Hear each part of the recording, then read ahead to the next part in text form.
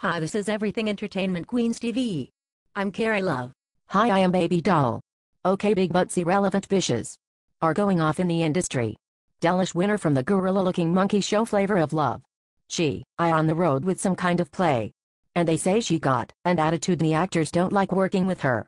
I am amazed she got a job that requires more skills than showing her ass. And have yet to understand why these people are important. To talk about beside her big ass and kissing that ugly.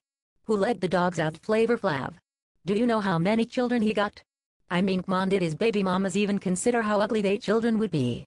Mal Kim Kardashian says she tired of the paparazzi looking on her ass. Lord have mercy for real. You put out a sex tape then you did Playboy. Who do you think is to blame for people wanting to see your ass, you bitch? What does Kim do again?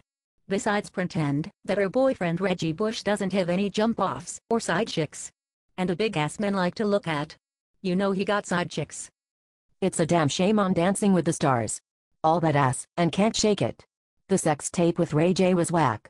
And he only have a show, just so he could sleep with them girls. Where do they find these women? Strip clubs, street corners, mental institutions.